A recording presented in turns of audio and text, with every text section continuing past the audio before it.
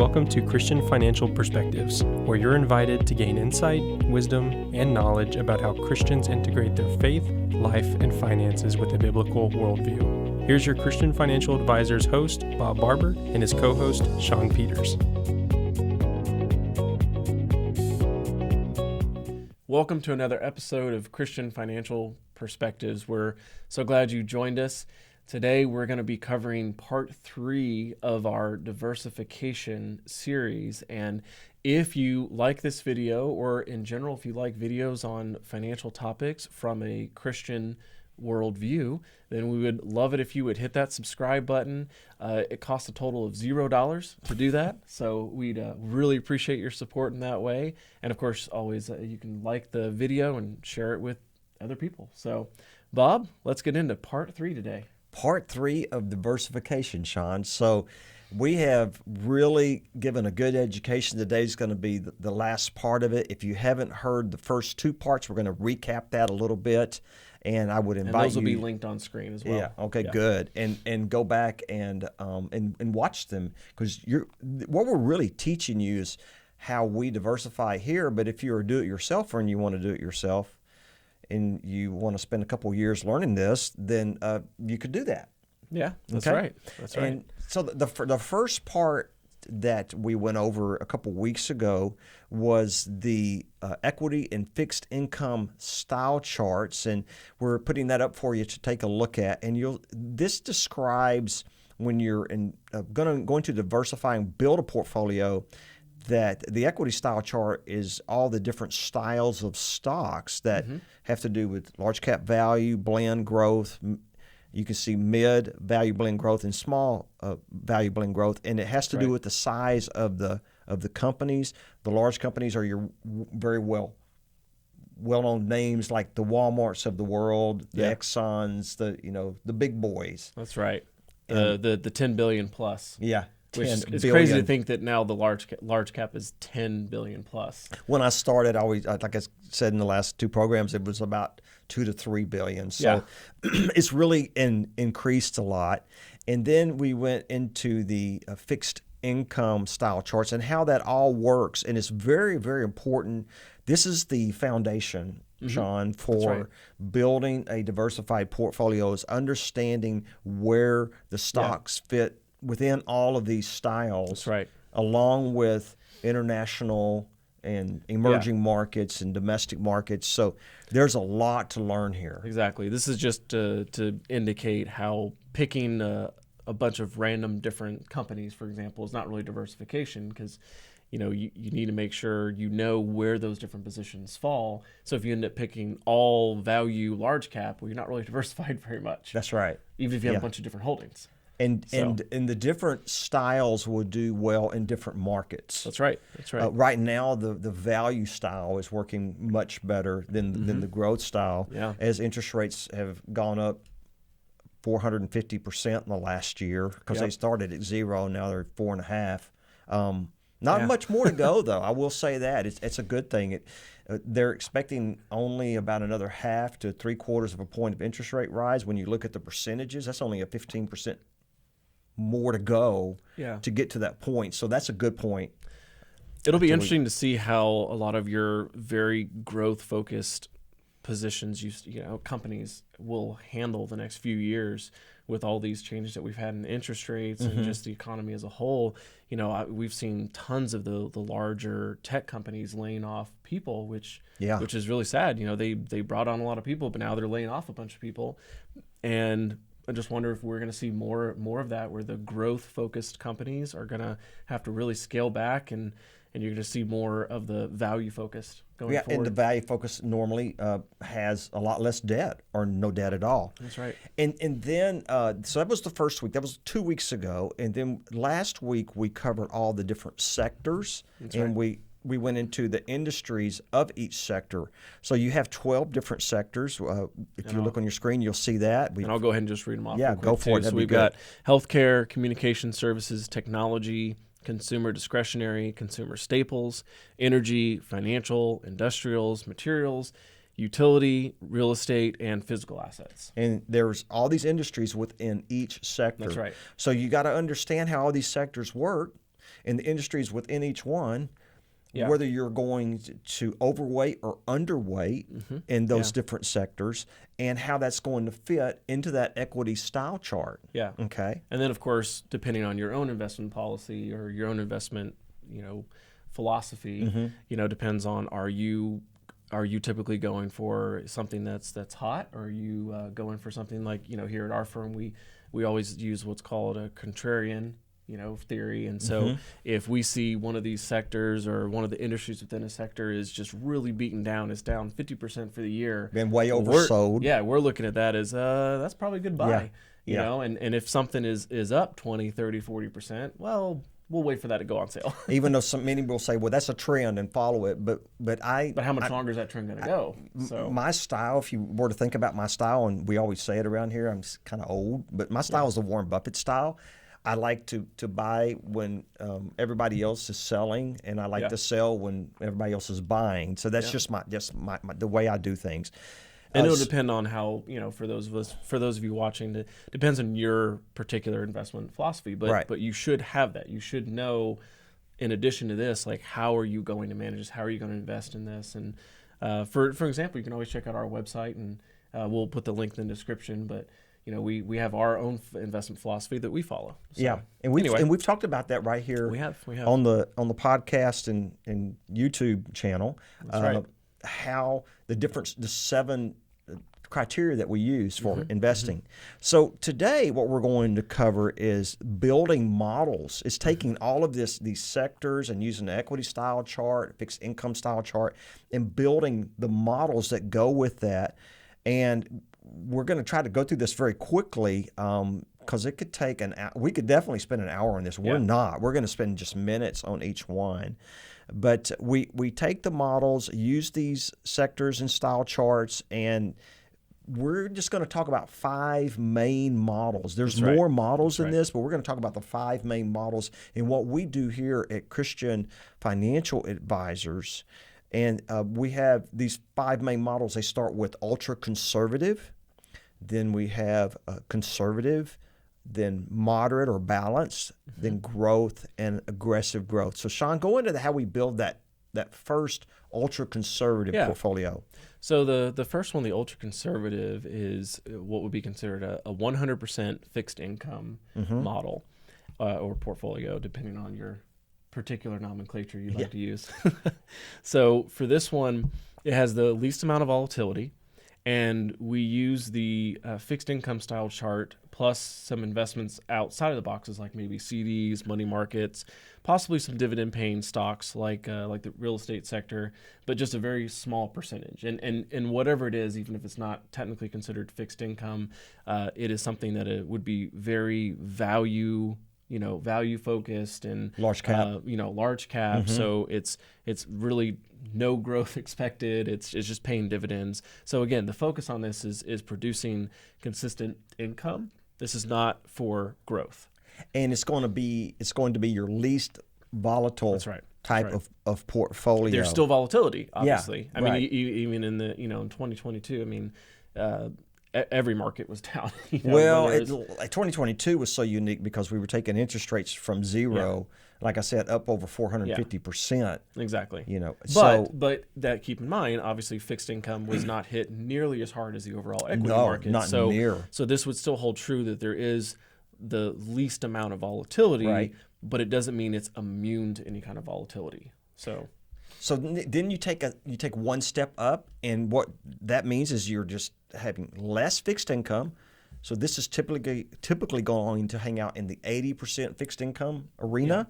Well, we say that we the just 80-20. So the 80-20 and then the 20% equities. Now these equities that we would do in a conservative are going to be more of your conservative equities as well. That's right. So they're going to be more of your large cap value, your dividend paying stocks. Where when we get up at the fifth portfolio, we're going to speak of aggressive growth.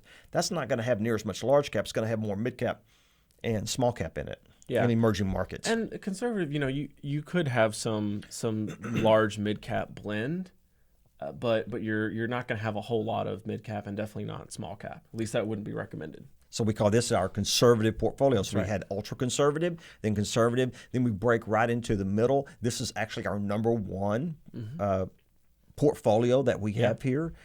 And I would say probably across America, it's probably that's where most people have their money. That's right. And that would be in a moderate or a balanced portfolio.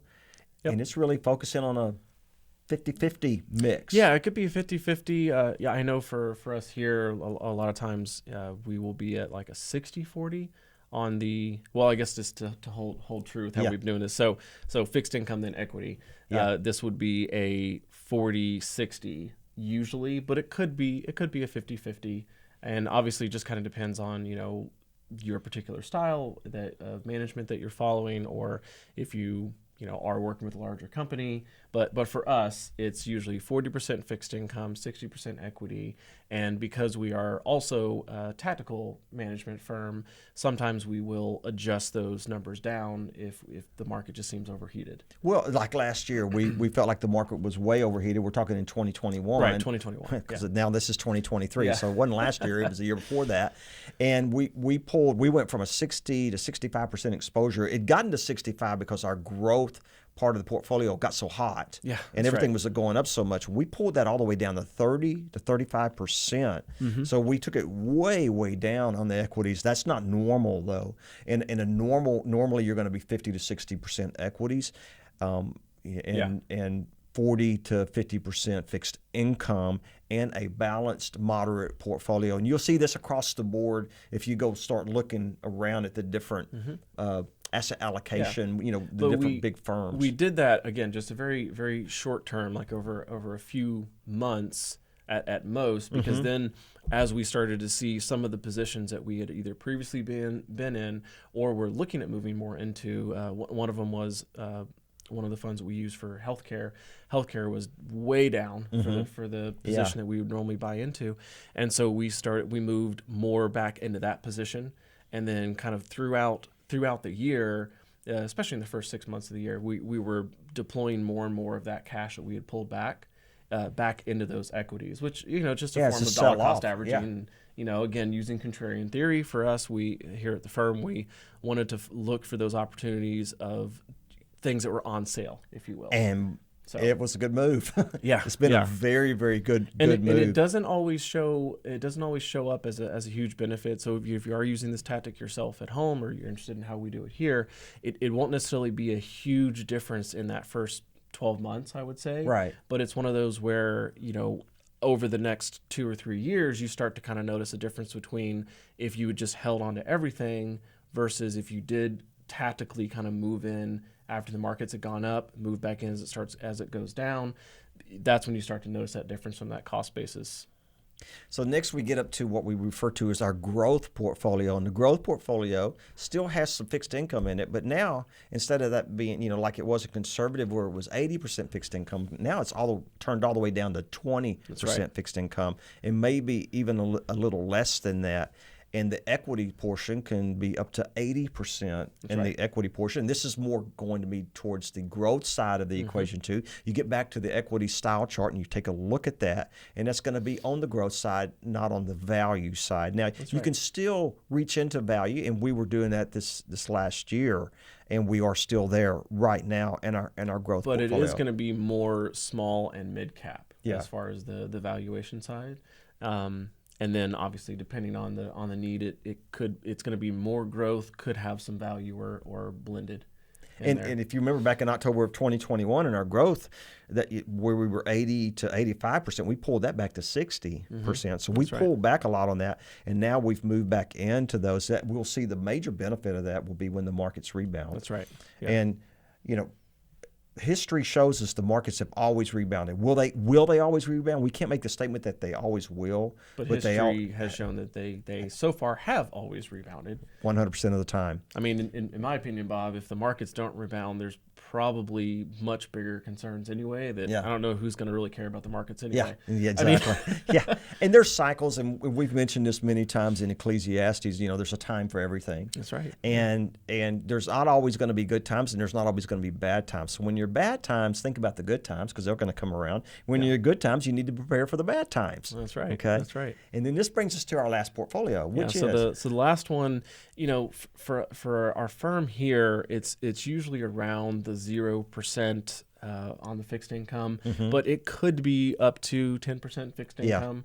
And then the equity side of it is, based on those numbers, anywhere from 90% to 100%. I would say the average is usually about 98%. That's we correct. do usually hold back just a little bit for cash. And, this would be considered aggressive growth. So these are, again, this is almost 100% equity. And, it's obviously going to be a lot more small and mid cap. It's very growth focused.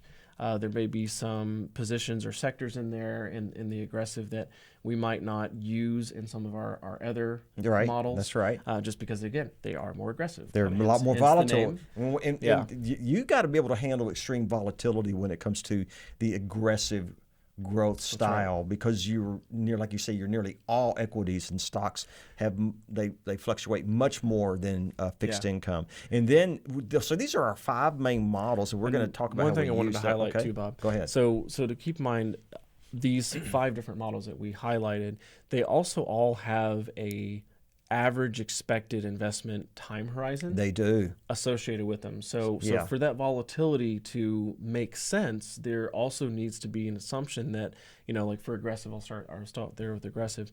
If you don't have at least 10 years, maybe even 12, but at least 10 years that you're going to put the money in aggressive and not touch it at all and not panic and withdraw the money, then you have no business investing in that aggressive of a fund or model. That's right. And then it kind of goes down from there, where, even ultra conservative is, if you don't have at least 2 to 3 years, that's correct. Then put it in a CD, put it in the high yield savings account. Like, there's no reason to even invest it in even something like ultra conservative. In which we do here. We do CDs. Yeah, we can help you with that. We have what we call our non-managed CD, or we can buy treasuries with that. Yeah. We don't charge a management fee. It's just a one-time fee to move into that. Of course, if you're doing it on your own, right. Then, and it's a very, very low fee. I will tell you right now, for a $100,000 CD, it's $300.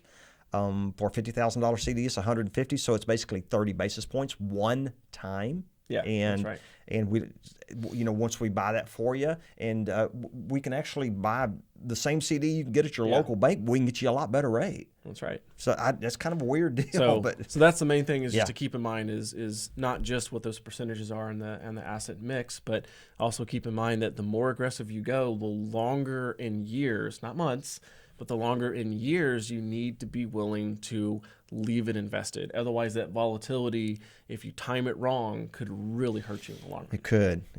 And we have other models that are outside of this, like a real estate model or a healthcare model or energy model. Right. It's all the different sectors. You could have models within there. So as you can see, this is very complex. It's all about overweighting and underweighting between all the different parts. And we use all these same methodologies, between fixed and equities. And the main thing, once you learn how to do all this, is you got to understand, where do all these models fit for you and your long-term goals, your short-term goals. Some of our clients, they'll use all 5 of these models. That's right. Some will use just 2 or 3. It all depends on what your short-term and long-term goals are, and how all that fits. This is the most important part, how it all fits within a comprehensive, interactive financial plan. That's right. Okay. Because choosing which one of these models to go into, and like you said, Bob, whether it's 1, 2, 5 of them, really comes down to the question of, are you nowhere near retirement? Are you getting close to retirement? Are you in retirement? If you're in retirement, what are your actual income needs that you need to cover your expenses for retirement now that you're not working anymore? And so if you look at that and you figure out those numbers, then you get to the question of, okay, great. Well, if let's say I need $60,000 a year in today's dollars. Okay, well, if I need $60,000 a year and I have $800,000. Okay, how much of that should I put into something that's more conservative, like the ultra conservative account? I'm going to say about 5 years. Yeah, okay? about 5 so, years So worth. you need to have 300,000 and around ultra conservative or conservative. Then- and then beyond that, you can get over into the other areas. Exactly. Right. And then the idea with that is, of course we do this for our clients, but the idea being that you have your less volatile account with 5 years worth of capital for those income needs. So that way the rest of your portfolio can stay invested longer with a little more growth focused, because even if it just averaged 0%, in your ultra conservative, well, in that case, you've still got 5 years before you might have to potentially touch the more growth focused account. And that's call just that, a real simple example. I call that outlasting a bear market. Okay, That's the bottom line, is you can outlast a bear market when you have enough outside of the markets to take you through that bear market. And bear markets normally last 13 months. Mm-hmm. So, which, by the way, kind of says our bear market officially started in 22 around June. Yeah. A bear market's where it's down 20% or more. Correction is between 10 and 20. So where it was down 20% or more, it started in June. Average is about 13 months. Yeah. If we do that average, we're looking at June to July of this year. That's right. That we would be coming out of that market. And the good thing is, too, like I said, a lot of this has been caused from the Fed, lowering interest rates from 0 to 4.5. They're expected to go to, in February 1st is the next time. They're expected to announce another 0.25%. And maybe another quarter or half on top of that. So the Fed's basically done. They only have 15% more to go. Yeah. Which is a good thing. So, they've raised them 450%. It's taken the market down 20. So if you raise them another 15%, how much more down is that going to take the market? Right, exactly. Okay. With all this being said, in today's part 3, you've got part 2 and part 1. You could do this yourself if you're willing to devote years to it and learning how to do this and know how all this goes together with a comprehensive financial plan. Or you can hire a fiduciary fee-based financial advisor like we are. And another thing that we didn't even mention, I forgot, we want to make sure to do this, is we put all this also through our biblically responsible, values, morally based screens. That's right. Yeah. Before we put them we put the holdings into the portfolios, and then we got to put it through all the financial fundamentals, which is extremely important too. We got so caught up in all the different models, I forgot to mention that, which is the most important part. Yeah. So all of this, and then great, here's our top 30 picks, for the 10 that we're trying to isolate down to. And then we'll screen through all of those to say, okay, which one of these actually pass our faith-based screens for biblically responsible investing? And then we can finally narrow down our choices. Yeah. Financially, is it going to make it? What are the PE ratios? How's the company? Exactly. How much debt is in the company? Et cetera. What are the analysts saying about it? So that concludes this 3-part series, and I hope this has been very helpful to you. It's always good for me just to talk it out. Yeah. I realize how much we do and how many years of experience has gone behind this. And Shawn, it really hit me as I was coming to the conclusion of this. You see these TV commercials that just show somebody doing this on their lunchtime with an app, and these brokerage companies advertising online investing. And that is insanity to me when you look at what goes into this. That's right. You can't just do this over lunchtime. If you have the time you want to commit, you need to commit 20 or 30 hours a week to this, to learning this for many years, and then you could be ready to do it yourself. Well, I'd almost argue, Bob, that if it really was that easy for people to be successful consistently over years, not just, somebody's been trading for a few months or something like that, but for a couple decades, how many hundreds of billions of dollars under management do you think we would have right now if we could just do it that easily? Yeah, that's right. I mean, most definitely. So I think the idea there is that, sure, maybe it works for a little while, but it's not going to really work for a long-term strategy. It actually, believe it or not, takes work and knowledge and diligence and a plan to be successful with this. Just like the mechanic now I can't work on my own car. It's too complicated. Oh, yeah. So I look at all that. So if you would like help from a fiduciary fee-based Christian advisor, we'd love to help you. You can contact us during business hours at 830-609-6986. You can also text that number if you like to, or you can find us on the web at christianfinancialadvisors.com. Thank you so much for joining us on this episode. God bless and have a wonderful day. Thank you so much for watching. If you enjoyed that video, be sure to like and comment and subscribe to our channel so you can get future updates. You can also follow us on social media, handle shown on screen. In the meantime, check out one of these other videos.